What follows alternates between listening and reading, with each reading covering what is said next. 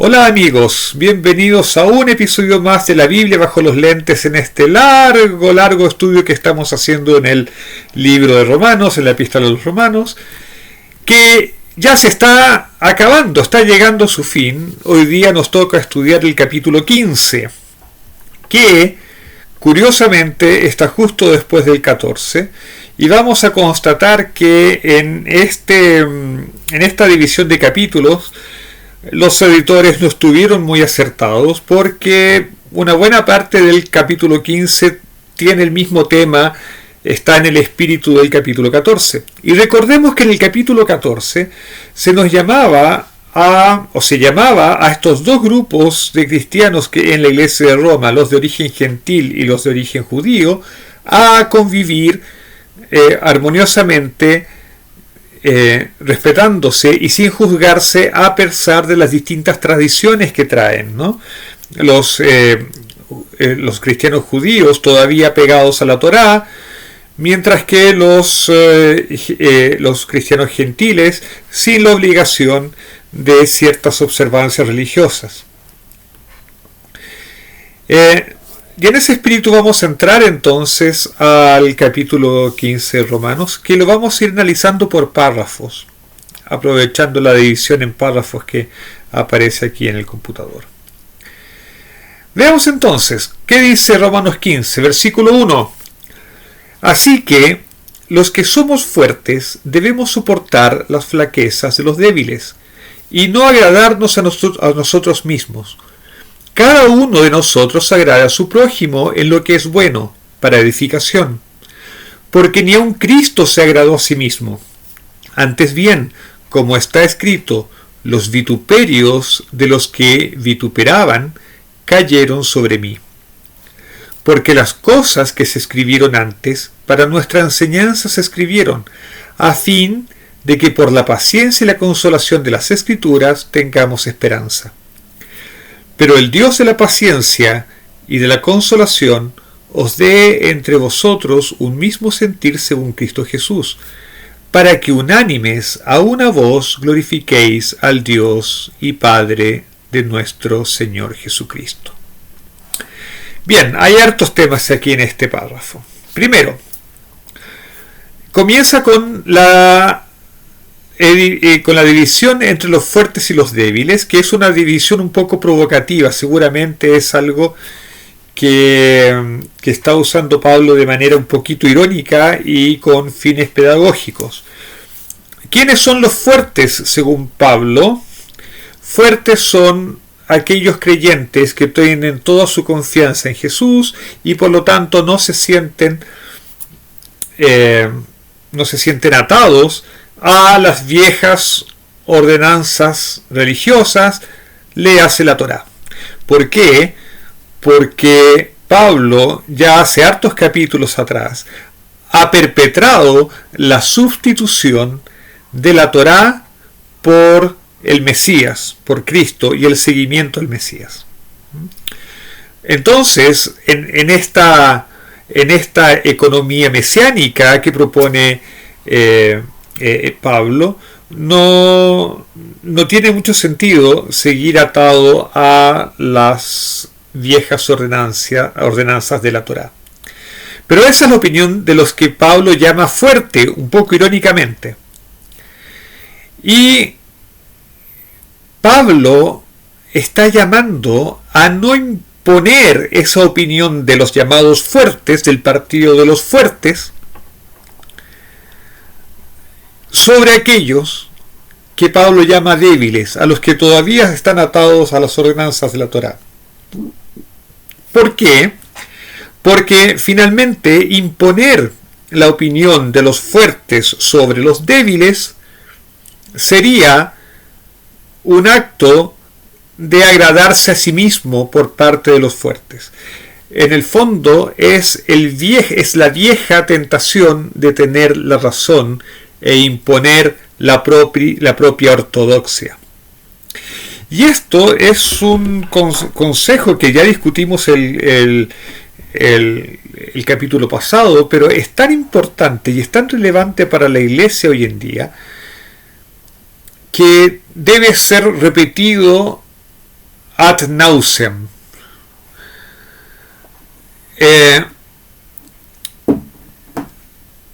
Por más avanzado que ustedes sean, por más liberal que uno sea, por más deconstruido que uno sea, uno no tiene el derecho de molestar la fe de los hermanos más tradicionales. Así de claro. A veces en la iglesia nosotros detectamos ciertas tradiciones, algunos modos de pensar injustificados, y nosotros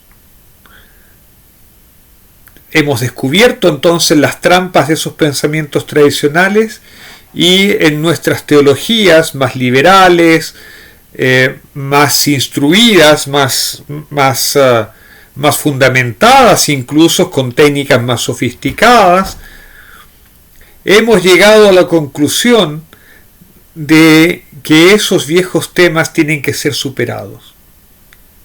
Y sin embargo, hay gente que tiene una fe más sencilla probablemente, una fe no tan sofisticada, una fe menos educada tal vez, pero sí muy sincera, tan sincera como la nuestra, y no tiene objeto molestar a los demás porque no concuerdan con los criterios de uno. Es exactamente el símil de lo que sucede en la iglesia de Roma en la época de Pablo. Generalmente el más liberal se siente el más fuerte en la fe, y aquel que está arraigado a las viejas costumbres es tenido como el débil, como aquel que no se atreve a superar las viejas tradiciones para llegar a un evangelio más puro, más inclusivo, más humano tal vez, en la opinión de los que tienen posición más liberal. Y entonces caemos en la tentación de criticar a los demás hermanos y hacerlos sentir mal. Y eso es un pecado, y un pecado grave. Por otro lado, y esto va también para el lado conservador, Pablo, tanto en el capítulo 14 como en el capítulo 15, nos está enseñando, y no solamente en estos dos capítulos, en realidad este es el tema, a mi juicio, fundamental de la carta de Romanos. El tema fundamental de la carta de Romanos no es la justificación por la fe, a pesar de la importancia histórica que ha tenido la carta de los Romanos en el establecimiento de esa doctrina. No es el tema de la salvación. Es el tema de cómo debe ser una iglesia que no es homogénea. Y esto es muy importante porque en general la iglesia no es homogénea y no tiene por qué serlo. En la iglesia confluimos personas de distintos orígenes, de distintas tradiciones, de distintos modos de pensar, de distintos puntos de vista. Y Pablo nos está diciendo, no tienen por qué ser todos iguales.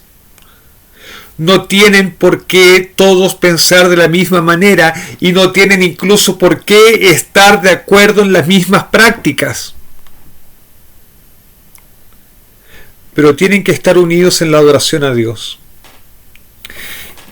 La epístola a los romanos es un tremendo llamado a que seamos capaces de vivir en paz como hermanos, como hijos de un mismo Dios, siendo distintos.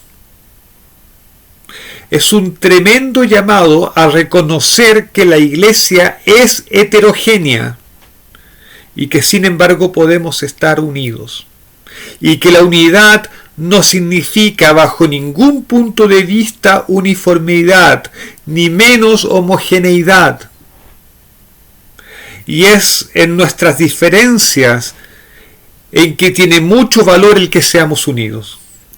la unión en la diversidad, en la multiplicidad que es la iglesia,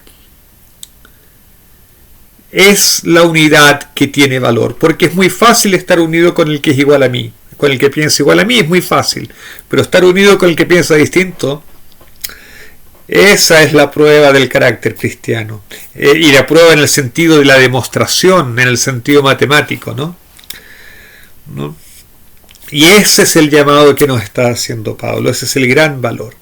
Ahora, esta tolerancia puede tener algunos límites, sí, porque fíjense lo que dice el versículo 2. El versículo 2 es muy lindo. Dice, cada uno de nosotros agrade a su prójimo. Agrade a su prójimo. Cuando estamos en el mismo culto, vamos a agradar al prójimo, vamos a renunciar a nuestro derecho de hacer las cosas a nuestra manera para hacerlas a la manera de él, para que él se agrade. Porque no, qué lindo regalo es, ¿no es cierto?, hacer las cosas al estilo del otro.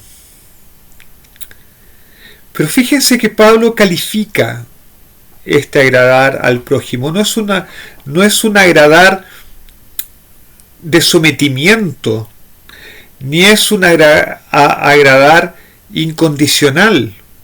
Fíjense que dice que agrade a su prójimo en lo que es bueno, o para lo bueno, para edificación. Uno no debe agradar al prójimo en lo que no es bueno y en lo que no es de edificación. Hay veces que uno tiene que mantener sus puntos de vista.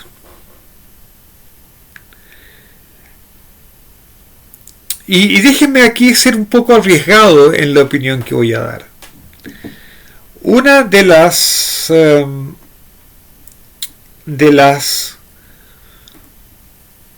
controversias que han surgido en la iglesia en estos años, en estos últimos años, es la controversia sobre las vacunas por el COVID. Ha habido movimientos dentro de sectores cristianos que son antivacunas. Y si bien es cierto, uno podría decir en base a lo que Pablo está discutiendo, que uno debería respetar las diferencias de opiniones acerca de los temas, en este punto hay un matiz que va más allá de la libertad de conciencia, de que finalmente la actitud que tengamos frente a una vacunación masiva tiene influencia en la salud pública. Entonces ya no es algo que compete solamente a mi persona y a mi conciencia. No es algo que compete a la forma como yo adoro a Dios. Es algo que puede influir en la salud de las demás personas. Y cuando ha sido demostrado científicamente que las vacunas sí tienen una influencia, cuando estamos viendo, cuando las estadísticas muestran que algo así como el 90% de las personas que ingresan a la unidad de tratamiento intensivos por COVID son personas que no han recibido vacuna, entonces estamos en problemas. Porque ya no es algo que afecta a una persona, es algo que afecta a una comunidad, a la salud pública. Y ya uno no puede decir que el hacer vista gorda sea compatible con agradar al prójimo en lo que es bueno y en lo que es para edificación. Porque en este caso está en juego la salud pública. Entonces entran otros principios a consideración. Y cierro el paréntesis, y espero no haber ofendido a nadie, pero tenía que decirlo. ¿Okay? Ahí ya están llegando los reclamos.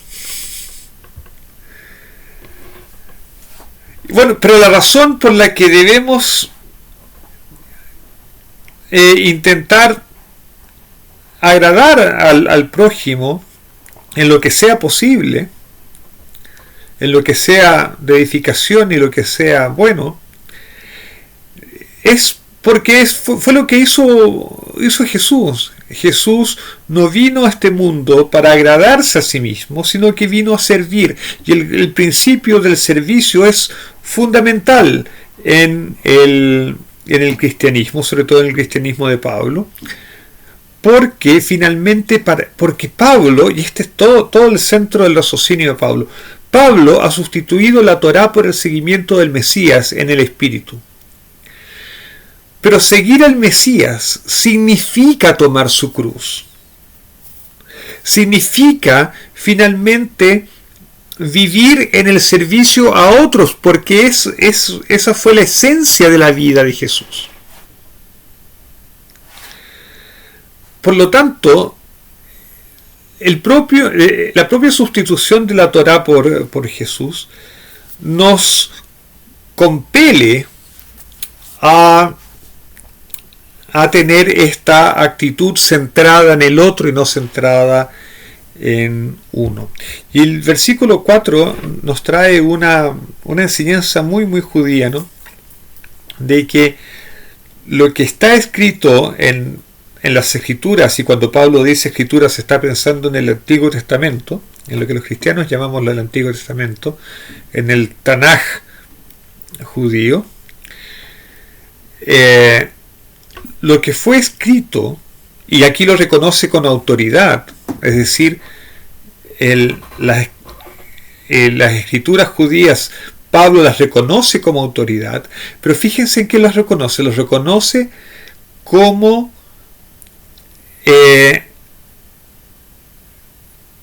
algo que nos trae una enseñanza a nosotros, una enseñanza moral sobre todo, o una enseñanza ética. Y también es algo que nos trae consuelo y que nos trae esperanza. Es decir, Pablo ha dejado de ver lo que los cristianos llamamos el Antiguo Testamento como algo que nos enseñe norma, porque la Torá es parte del Antiguo Testamento, pero sin embargo es algo que nos trae enseñanza, que, bueno, de hecho estaba bastante ligado al significado original de Torá, ¿no? Torá significa exactamente eso, enseñanza, pero no necesariamente enseñanza como diciéndonos las normas que tenemos que seguir en nuestras vidas, sino que la enseñanza de donde podemos extraer principios éticos generales y de donde podemos obtener consuelo y esperanza. Así es que en este versículo, que como digo es muy judío porque el judaísmo reconoce ese valor de la escritura, y es más, reconoce que las historias de los patriarcas en la Torá son un signo, son un tipo de lo que tendrían que vivir sus descendientes en el futuro. Y Pablo también en otros lugares, en otras cartas, reconoce ese valor de la escritura. Pero no reconoce el valor de la Torá en cuanto norma en sí, pero sí en cuanto a principios generales. Así es que aquí en el versículo 4 están concentrados tal vez los principios hermenéuticos de Pablo al enfrentarse al Tanaj. Versículo 5.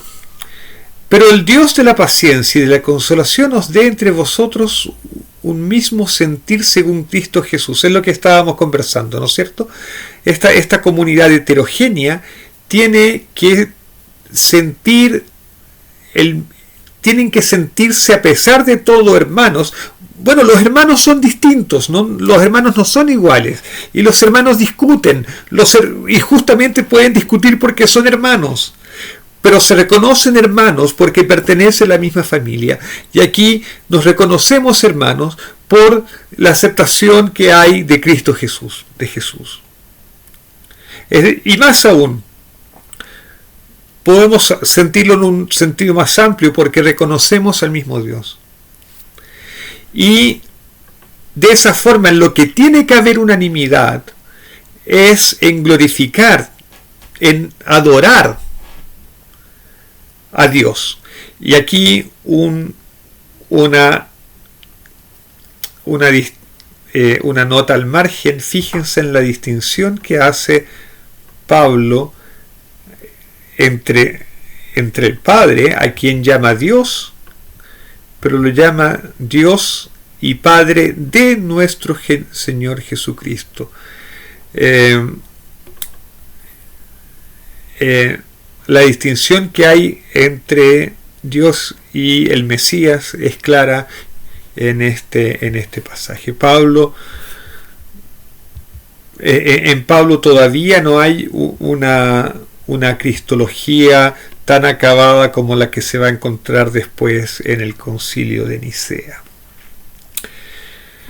Bien, sigamos. Por tanto, recibíos los unos a otros, como también Cristo nos recibió, para la gloria de Dios. Pues os digo que Cristo Jesús vino a ser siervo de la circuncisión para mostrar la verdad de Dios, para confirmar las promesas hechas a los padres, y para que los gentiles glorifiquen a Dios por su misericordia, como está escrito. Por tanto, yo te confesaré entre los gentiles, y cantaré a tu nombre. Y otra vez dice, alegraos gentiles con su pueblo. Y otra vez, alabad al Señor todos los gentiles y magnificadle todos los pueblos. Salmo 117. ¿no? Y otra vez dice Isaías, estará a la raíz de Isaí, y él se levantará a regir a los gentiles esperarán en él. Y el Dios esperanza os llene de gozo, de paz, en el creer, para que abundéis en la esperanza por el poder del Espíritu Santo.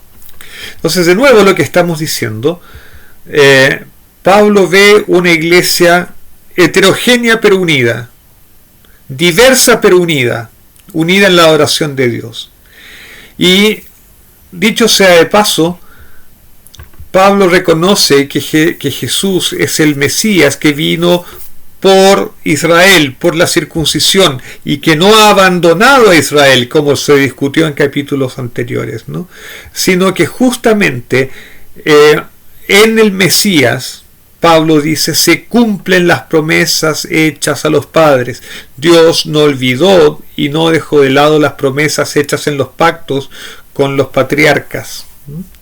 Y lo que espera Dios finalmente es la adoración conjunta de gentiles y de judíos, que están representados en la iglesia de Roma. Con todas las diferencias, con todas las disimilitudes, por todo aquello que parece separar. Pero está bien, porque son dos pueblos con vocaciones distintas, con funciones distintas, pero con una cosa muy importante en común, la adoración al mismo Dios. Verso 14. Pero estoy seguro de vosotros, hermanos míos, que de vosotros mismos estáis llenos de bondad, llenos de todo conocimiento, de tal manera que podéis amonestaros los unos a los otros. Mas os he escrito, hermanos, en parte con atrevimiento, como para haceros recordar, por la gracia que de Dios me es dada, para ser ministro de Jesucristo a los gentiles, ministrando el Evangelio de Dios, para que los gentiles les sean ofrenda agradable, santificada por el Espíritu. Voy a parar aquí a pesar que no he terminado este párrafo, porque aquí Pablo está diciendo por qué escribió la carta. Y Pablo dice que está escribiendo su carta justamente porque él es apóstol hacia los gentiles. Por lo tanto, él está aconsejando, y esto nos da una luz acerca de qué busca Pablo en la carta. Está aconsejando a los gentiles de la iglesia de Roma cómo es que tienen que proceder en la iglesia de Dios. ¿Para qué? Para que justamente la actitud de los gentiles sea agradable a Dios. Pero sigamos. Tengo pues de qué gloriarme en Cristo Jesús, en lo que a Dios se refiere. De nuevo la diferencia entre Jesús y Dios. Porque no osaría hablar sino de lo que Cristo ha hecho por medio de mí para la obediencia de los gentiles, con la palabra y con las obras, con potencia de señales y prodigios, en el poder del Espíritu de Dios, de manera que desde Jerusalén y por los alrededores hasta Ilírico, todo lo he llenado del Evangelio de Cristo. Entonces, fíjense lo que está diciendo Pablo. Pablo está diciendo que él tiene este ministerio a los gentiles. Y que su misión es predicar el Evangelio de Cristo. Pablo no le ha predicado la Torá a los gentiles, le ha predicado el Evangelio de Cristo. Porque Pablo no quiere convertir a los gentiles a la Torá, lo que significaría ser los judíos. Los está acercando a Dios a través de Cristo, y por lo tanto de lo único que les ha hablado es de Cristo. Y por eso es que en las iglesias paulinas un creyente de origen judío encontraría cosas raras, cosas que a lo mejor no van en consonancia con lo enseñado en la Torá en cuanto a normas. Porque Pablo no les ha enseñado eso, les ha enseñado a obedecer a Dios a través de Cristo, en el seguimiento de Cristo. Y él dice, bueno, en esta región geográfica lo he llenado todo el Evangelio de Cristo, todos están sabiendo de Jesús como el Mesías. Pero no los ha llenado de Torá, los ha llenado del Evangelio de Cristo. Versículo 20. Y de esta manera me esforcé a predicar el Evangelio, no donde Cristo ya hubiese sido nombrado, para no edificar sobre fundamento ajeno. Y esta otra característica de Pablo. Pablo predicaba en lugares donde no habían llegado misioneros cristianos. Así es que él, en ese sentido, podría verse como alguien que está edificando una comunidad aparte de los demás cristianos. Pero aquí él se explica, no. Lo que pasa es que yo no quiero robarle el trabajo a los demás. Donde ya hay ministerio cristiano, no importa, allá están trabajando ellos. Yo he ido a los lugares donde no habían cristianos antes. Versículo 21, sino como está escrito, aquellos a quienes nunca les fue anunciado acerca de él verán, y los que nunca han oído de él entenderán. Por eso les predica a los que no habían escuchado antes del Dios de Israel ni de su Mesías. Ahora bien, pero entonces esto trae una pregunta consigo, porque la iglesia de Roma, no fue fundada por Pablo. Entonces, ¿por qué Pablo le está escribiendo a los romanos? Si él no acostumbra interferir en las iglesias fundadas por otros. Aquí está la razón, versículo 22 en adelante. Por esta causa me he visto impedido muchas veces de ir a vosotros.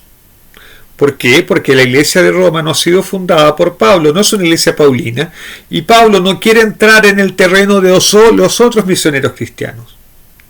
Entonces él se ha visto impedido de ir a Roma porque, bueno, Roma es una iglesia no paulina. Pablo se está dedicando a el trabajo en la región donde no hay iglesias cristianas.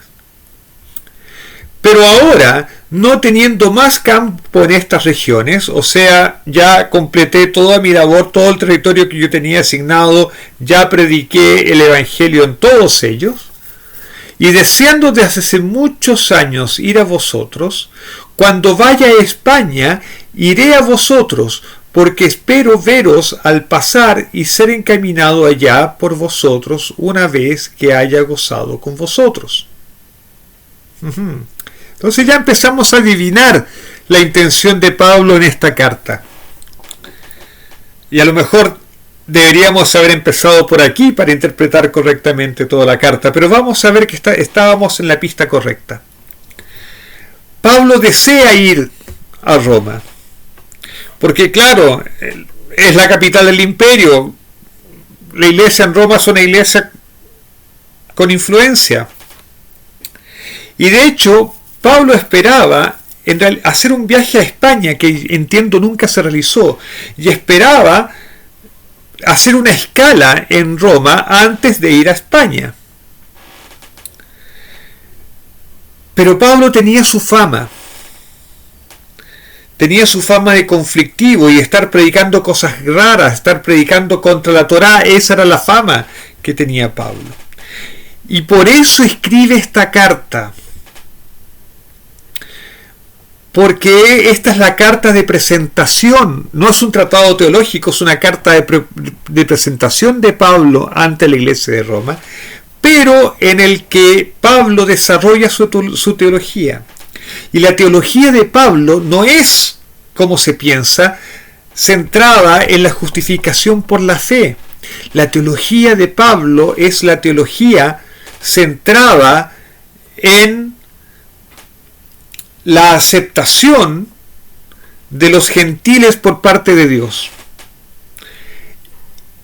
Y que esa aceptación es fuera de los márgenes del pacto con Israel. Esa es la esencia. Bueno, ahí ustedes pueden leer la justificación por la fe, pero el punto central de Pablo es la entrada de los gentiles a la iglesia. Y por eso Pablo se ha demorado toda la carta explicando cómo primero la justicia de Dios estaba al alcance de judíos y gentiles, y por lo tanto los gentiles podían ser aceptados por Dios, y ha explicado sobre qué base y ha ido desarrollando el tema hasta decirnos cómo deben relacionarse estos dos grupos distintos dentro de la iglesia. Y Pablo está tratando de demostrar en esta carta que él no está predicando contra la Torá, sino que él está enseñando cómo los gentiles tienen que seguir al Mesías. Aunque en la práctica lo que hace es sustituir la Torá por el Mesías, pero en fin, eso es otro cuento. Entonces Pablo se está explicando. Versículo 25. Mas ahora voy a Jerusalén para ministrar a los santos. Y según entiendo, este es el viaje en que va Pablo, que lleva una colecta para la iglesia de Jerusalén. Por eso dice que va a ministrar a los santos en Jerusalén. En ese viaje, en esa estadía en Jerusalén, Pablo va a ser detenido. Y finalmente Pablo va a llegar a Roma, pero en calidad de prisionero, no como él esperaba en una escala a su viaje a España. Entonces, porque Macedonia y Acaya tuvieron a bien hacer una ofrenda para los pobres que hay entre los santos que están en Jerusalén. Pues les pareció bueno y son deudores a ellos, porque si los gentiles han sido hechos participantes de sus bienes espirituales, deben también ellos ministrarles de los materiales. Y fíjense que aquí Pablo toca un punto interesantísimo. los gentiles han hecho una ofrenda a la iglesia de Jerusalén. Este tipo de ofrendas están relatados en la carta a los Corintios, por ejemplo. Y Pablo esperaba demostrar que en su enseñanza no hay contradicción. Él no está enseñando una animadversión de los gentiles hacia los judíos. Demostración de eso es que él ha pedido a los gentiles que hagan una colecta en favor de los creyentes de origen judío. Por lo tanto, el hecho de hacer esta colecta y el hecho de llevarla a él a Jerusalén es la manera tangible en que Pablo esperaba construir un cristianismo que, si bien fuese heterogéneo, estuviese unido en la adoración a Dios, unidos en la diversidad. Finalmente eso no cuajó, porque el cristianismo gentil se volvió antisemita en muchos aspectos. Y hay reflejo de eso también en el Nuevo Testamento. Pero no era eso lo que esperaba Pablo. Pablo esperaba una iglesia universal donde hubiera gentiles y donde hubiese judíos y pudiesen vivir en paz con sus tradiciones distintas, respetándose, ayudándose mutuamente, amándose mutuamente, pero reconociéndose diferentes. 28. Así que cuando haya concluido esto y les haya entregado este fruto, pasaré entre vosotros rumbo a España, cosa que no sucedió. Y sé que cuando vaya a vosotros llegaré con abundancia de la bendición del Evangelio de Cristo. Pero os ruego, hermanos, por nuestro Señor Jesucristo y por el amor del Espíritu, que me ayudéis orando por mí a Dios, para que sea librado de los rebeldes que están en Judea. Los rebeldes que están en Judea son los judíos que no han aceptado a Cristo. Y Pablo aquí sabe bien los peligros que él corre allá, porque Pablo va a ser es visto por los judíos no cristianos como traidor al pueblo. Y saben, y Pablo sabe que los van a tratar de capturarlo, y como realmente ocurrió. Y que la ofrenda de mi servicio a los santos en Jerusalén sea acepta, tal vez refiriéndose a que él logre la paz entre judíos y gentiles, ¿no? Para que con gozo llegue a vosotros por voluntad de Dios y que sea recreado juntamente con vosotros. Y el Dios de paz sea con todos vosotros. Amén. Y la carta podría haberse terminado aquí. De hecho, hay críticos textuales que dicen que la carta originalmente se terminaba acá.